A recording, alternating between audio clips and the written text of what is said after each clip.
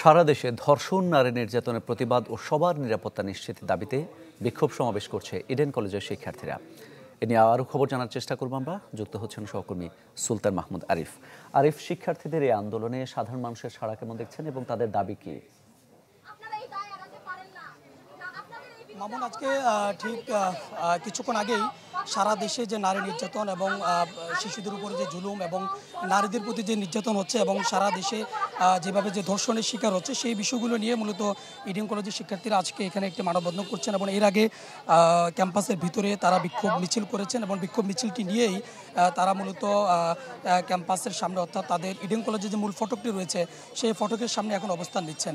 এবং এখানে ইডেন কলেজের যে সমস্ত শিক্ষার্থীরা আছেন তারা তাদের বিভিন্ন কথাগুলো তুলে ধরছেন। তারা বলছেন যে বিভিন্নভাবে নারীদেরকে ইপটিজিং করা হচ্ছে কিংবা সারা দেশে ধর্ষণের শিকার তারা হচ্ছেন এবং বলা হচ্ছে যে বিগত 15 বছর ধরে আওয়ামী লীগের শাসনামলে নারীরা যেভাবে ধর্ষণের শিকার হয়েছেন এখনও পর্যন্ত কোথাও কোথাও নারীরা ধর্ষণের শিকার হচ্ছেন এবং নারীদেরকে নানাবিধ জায়গায় ইপটিজিং করা হচ্ছে এবং শিশুদের প্রতি নির্যাতন করা হচ্ছে।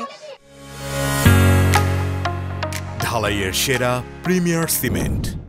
বিভিন্ন জায়গায় নারীরা অবমূল্যায়নের শিকার হচ্ছে, এই দাবিগুলো তারা তুলে ধরছেন এবং এগুলো যারা এই ধর্ষণের সাথে জড়িত কিংবা নারীদেরকে ইপটিজিং করার সাথে জড়িত তাদেরকে যেন খুব অল্প সময়ের ভিতরে তাদেরকে যেন আইনের আওতায় আনা হয় সেই দাবি তারা তুলছেন। আমরা একজন শিক্ষার্থী বক্তব্য রাখছেন, আমরা একটু সরাসরি শুনবো তিনি কি বলছেন, একটু শুনি।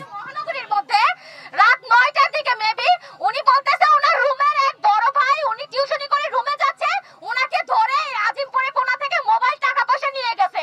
এই যে ধর্ষক, এই যে লুট চিন্তাই এগুলো যে হচ্ছে, এগুলো কি আসলে বাংলাদেশে এখন কি আসলে আমরা মেনে নিতে পারবো? এটা কি আসলে উচিত? তাই ছোট করে বলতে চাই এটার অতি সত্বর আপনারা এটার স্টেপ নেন। যদি না নেন তাহলে এই যে স্বরাষ্ট্র উপদেষ্টা, এই যে আইন উপদেষ্টারা বসে আছেন, তাহলে এই যে চেয়ারে বসার তো কোনো মানে নাই। কেন বসে থাকবেন এখানে? আপনারা তো আমাদের নিরাপত্তা দেওয়ার জন্যই বসে আছেন, আপনারা তো ওই চেয়ারটা দখল করে এই জন্যই আছেন। তাহলে কাজের বেলায় তো 0% দেখতেছি, কোনো কাজই তো আপনাদের দেখতেছি না। আপনারা যদি আমাদেরকে মা বোন মনে করেন, আপনাদের নিজেদেরও মা বোন আছে, আপনারা তাড়াতাড়ি এটার স্টেপ নেন এবং আমাদের নিরাপত্তা নিশ্চিত করুন। ধন্যবাদ।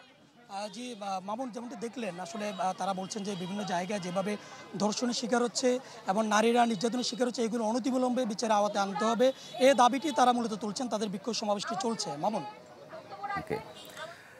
সারা দেশে ধর্ষণ, নারী নির্যাতনের প্রতিবাদ ও সবার নিরাপত্তা নিশ্চিতের দাবিতে বিক্ষোভ সমাবেশ করেছে ইডেন কলেজের শিক্ষার্থীরা।